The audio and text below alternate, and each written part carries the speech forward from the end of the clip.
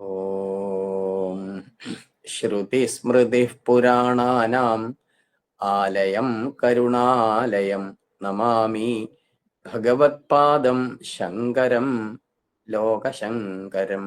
ഓം അഗജാനന പദ്മാർക്കം ഗജാനനമഹർനിശം അനേകതം തം ഭക്താനാം ഏകദന്തം ഉപാസ്മഹേ.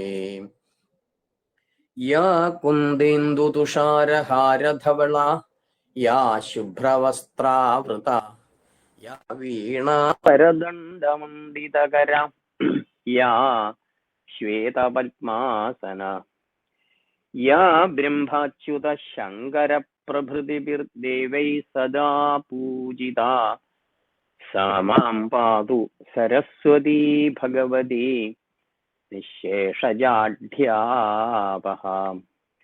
ഖഡ്ഗം ചക്രഗദേഷു ചാപപരിഘാൻ ശൂലം ഭുശുണ്ഡിം ശിര ശംഖം സംദധിം കരൈസ്ത്രിനയനാം സർവാംഗഭൂഷാവൃതാം നീലാശ്മദ്യുതിമാസ്യ പാദദശകാം സേവേ മഹാകാളിയാം യാമസ്തു സ്വപിദേഹരൗ കമലജോ ഹന്തും മധും കൈഡഭം.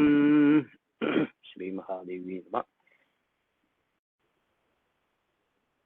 ഇനിയുള്ള 4 നാമങ്ങളിലൂടെ വാഗ്ദേവതമാര് ഭഗവതിയുടെ 4 കൈകളിലുള്ള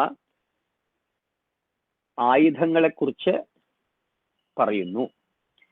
അതില് ആദ്യം തന്നെ നമുക്കറിയാം, ഭഗവതിയുടെ കയ്യില് കയറുണ്ട്, തോട്ടിയുണ്ട്, അമ്പുണ്ട്, വില്ലുണ്ട് ഒക്കെ അല്ലേ. അപ്പൊ നമുക്ക് നോക്കാം. അത് ആദ്യത്തെ നാമം പറയുന്നത് രാഗസ്വരൂപ പാഷാഢ്യ എന്നാണ്. രാഗസ്വരൂപ പാഷാഢ്യ. പാശം എന്ന് പറഞ്ഞാൽ കയറാണ്. ഭഗവതിയുടെ കയ്യില് ഒരു കയറ് കാണാം നമുക്ക്. അത് ദേവിയുടെ ഇടതുവശത്ത് പിന്നിലുള്ള കയ്യിൽ നമുക്കത് കാണാവുന്നതാണ്. പാശം ദേവിയുടെ പടം കാണുകയാണെങ്കിൽ നമുക്ക് കാണാം. ദേവിയുടെ ഇടതുവശത്ത് പിന്നിലുള്ള കയ്യില് ആ പാശം കാണാം. പാശം എന്ന് പറഞ്ഞാൽ കയറാണ്. ഇവിടെ എന്ത് കയറാണ്? ആ പാശം അല്ലെങ്കിൽ ആ കയറ് റെപ്രസെന്റ് ചെയ്യുന്നത്, പ്രതിനിധാനം ചെയ്യുന്നത് സ്നേഹത്തെയാണ്, രാഗത്തെയാണ്, ഭക്തിയെയാണ്, അല്ലെങ്കിൽ അനുരാഗത്തെയാണ്. ശ്രദ്ധിക്കുക, രാഗസ്വരൂപമാണ് ആ പാശം എന്നുള്ളത്.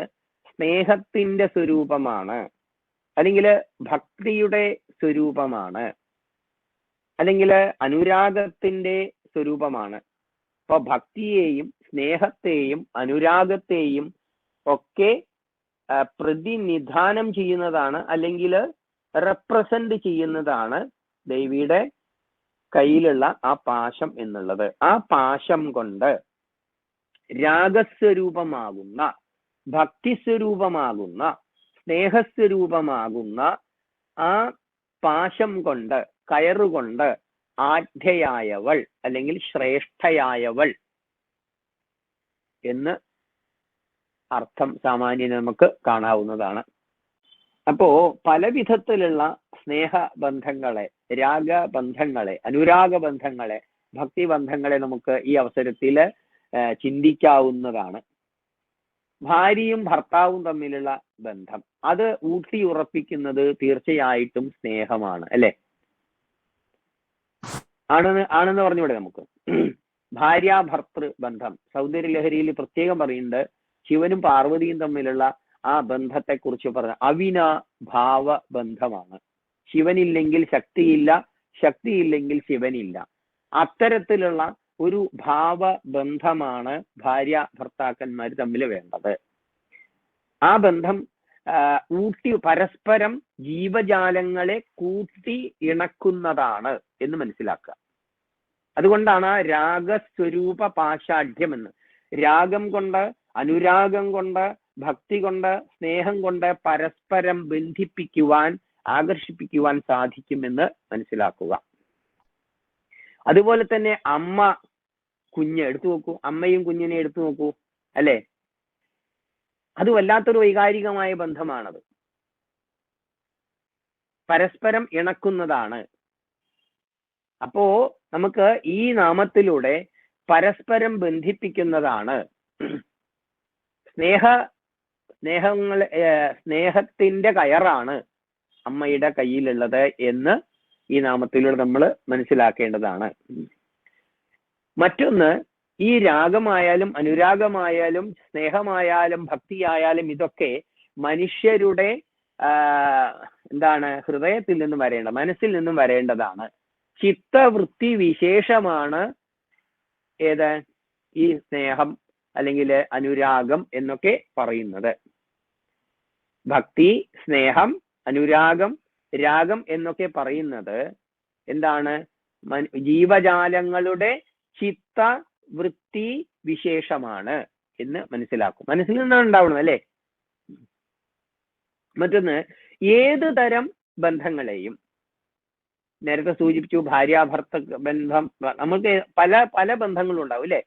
അമ്മ കുഞ്ഞ് തമ്മിലുള്ള ബന്ധം, ഇവന് ഏത് തരം ബന്ധങ്ങളായാലും അത് നിലനിന്ന് പോരുന്നത് ഈ പാശ ബന്ധത്തിനാലാണ്.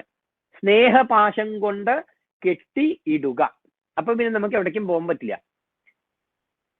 ഇപ്പൊ മനുഷ്യരിൽ മാത്രമല്ല ഈ ഇതുള്ളത്. ഈ ചിത്തവൃത്തി വിശേഷം മനുഷ്യരിൽ മാത്രമല്ല, ഈശ്വരന്റെ എല്ലാവിധ സൃഷ്ടിജാലങ്ങളിലും ഇതുണ്ട് അല്ലെ?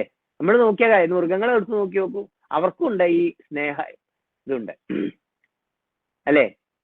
ഇപ്പൊ നാമം റെപ്രസെന്റ് ചെയ്യുന്ന നാമത്തിലൂടെ നമ്മൾ പഠിക്കേണ്ടത് രാഗസ്വരൂപ പാഷാഢ്യ, ഭഗവതിയുടെ കയ്യിലുള്ള ആ കയറ് എന്നുള്ളത് സ്നേഹത്തിന്റെ കയറാണ് എന്ന് മനസ്സിലാക്കുക. മനസ്സിലായോ? ഓക്കെ.